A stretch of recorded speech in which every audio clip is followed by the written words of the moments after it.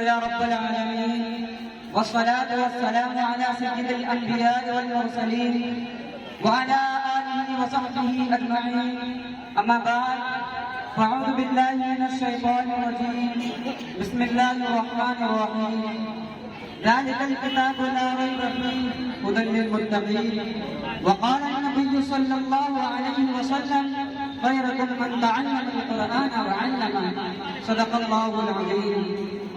رنگ نشاد بزم دو عالم پہ چھا گیا، رنگ نشاد بزم دو عالم پہ چھا گیا، جس دن کا انتظار تھا وہ دن بھی آ عزیز اللہ سلمان ہے اور مرسلین کمرہ میں دیکھ جائے. اساتذہ کرام اور میرے عزیز ساتھیوں، السلام علیکم ورحمۃ اللہ وبرکاتہ.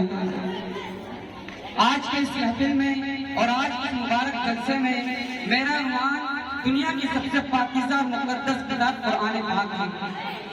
ہمیں چڑھتے سورج کی طرح یقین ہے اس کا ایک ایک اور سچا اور صادق ہے. وہ قرآن پاک جس کی زبان مقدس، بیان مقدس اور فصاحت و بلاغت کا ٹھٹھے مارتا سمندر ہے. اوپر قرآن وہ کتاب ہے جس کے صادق اور برکت ہونے میں کوئی شک و شبہ نہیں، اور جس کے بارے میں محسن انسانیت حضور پاک صلی اللہ علیہ وسلم نے ارشاد فرمایا خیرکم من تعلم القرآن وعلمہ، یعنی تم میں سے بہتر وہ شخص ہے جو قرآن کریم سیکھے اور سکھائے. دعا کیجئے خداوند قدوس سے ہم سب کو قرآن پاک کی دولت سے مالا مال فرمائے. آمین. نوجوان دوستو، قرآن پاک رب الجلال کی طرف سے عطا کردہ وہ عظیم تحفہ ہے کہ جس نے 23 برس کی قلیل مدت تک پورے عالم میں وہ انقلاب برپا کر دیا کہ بڑے سے بڑے فصحا، بلغا، ادبا اور شعرا جس کی آیت کو سن کر پتھر دل موم ہو گئے. دوستو، یہی وہ قرآن ہے جو رہتی دنیا تک کے تمام انسانوں کے لیے سراپا ہدایت اور رحمت ہے. یہی وہ قرآن ہے جس نے رسول کی رسالت کو اعزاز بخشا. یہی وہ قرآن ہے جس نے پس مردہ قلوب کو تاثیر بخشی. ہاں ہاں، یہ وہی قرآن ہے جس کی برکت سے جنات الشیاطین کا آسمانوں پر جانا بند ہوا. یہی وہ قرآن ہے جس کی برکت سے عزت و رفعت کے شامیاں نکل گئے. یہی وہ قرآن ہے جس کی بدولت محبوب حقیقی رضا نصیب ہوتی ہے. یہی وہ قرآن ہے جو سچائی اور امانت داری کا درس دیتا ہے. یہی وہ قرآن ہے جس کے بدولت عمر فاروق کو ایمان نصیب ہوا. یہی وہ قرآن ہے جس کی نظیر پیش کرنے سے ساری دنیا عاجز و قاصر رہی. یہی وہ قرآن ہے جس کا ایک مثل پیش کرنے سے عرب کے بصیر بلیغ زبان داری دعویٰ کرنے والوں نے گھٹنے ٹیک دیے.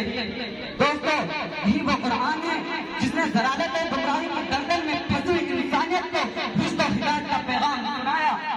یہی وہ قرآن ہے جس کی حفاظت کا وعدہ خالق کائنات نے فرمایا. یہی وہ قرآن ہے جس کی تلاوت میں دلوں کے واسطے راحت بشاشت کا سامان ہے. یہی وہ قرآن ہے جس نے ذہنی قوتوں پہ چلا بخشا. یہی وہ قرآن ہے جس کی برکت سے اجڑے چمن میں بہار پیدا ہوئی. حضرات، آج کے نازک دور میں اس کلام کو فضول سمجھا جاتا ہے. اس کے الفاظ کٹنے کو حماقت بتایا جاتا ہے. کہا جاتا ہے یہ گیٹ بند کر کے اور بے سمجھی پڑھنا بے سمجھی ہے. افسوس قرآن پاک کے بارے میں ہمارے جس کے بارے میں سردار مدینہ سرور کائنات خاتم الانبیاء محمد عربی رسول اللہ صلی اللہ علیہ وسلم نے ارشاد فرمایا اقرأ وارتقي ورتل كما كنت ترتل في الدنيا فإن منزلك عند آخر آية تقرأها. قیامت کے دن اپنے قرآن سے کہا جائے گا قرآن پڑھتا جا اور جنت کے درجوں پر کرتا جا، اور ٹھہر ٹھہر کے پڑھ جیسا کہ تو دنیا میں ٹھہر ٹھہر کے پڑھتا تھا. بس میرا مقام اور ٹھکانہ وہی ہے جہاں آخری آیت میں پہنچے. یاد رکھو، یہ قرآن دنیا کی سب سے پاک سب سے بڑی نعمت ہے. یہ زمین و آسمان، چاند و سورج، ستارے کوئی اس نعمت کا مقابلہ نہیں کر سکتے. یہ قرآن رب کائنات کا مقدس اور عظیم کلام ہے. اور کیوں نہ ہو جبکہ اس کا اتارنے والا امین، جس کے ذریعے اتارا گیا وہ بھی امین، اس ذات کا نازل ہوا بھی امین، اس مقام کا نازل ہوا بھی امین، اس مہینے کا نازل ہوا بھی امین، جس رات کا نازل ہوا وہ ہزار مہینوں سے بہتر. اللہ کا مقدس ہے، پاکیزہ کلاموں سے افضل و برتر ہے. حدیث پاک میں آتا ہے فضل کلام اللہ علی سائر الکلام کفضل اللہ علی خلقہ. اللہ کے کلام کو سب کلاموں پر ایسی فضیلت ہے جیسے کہ خود ہر تعالیٰ شان کو تمام مخلوق پر. اللہ کا دلارا خدا کا پیارا نبی ارشاد فرماتا ہے کہ جس نے قرآن پڑھا اور اس پر عمل کیا تو اس کے والدین کو کل قیامت کے دن سورج سے بھی زیادہ روشندار بنایا جائے گا۔ غور کرنے کا مقام ہے کہ جب والدین کو اس غرض قدر انعام سے نوازا جائے گا تو ہم پڑھنے والے کا مقام و مرتبہ کا کیا علم ہوگا؟ حضرات، قیامت کا میدان ہوگا اور ایسے 10 آدمی جن کے لیے جہنم واجب ہو چکی ہوگی۔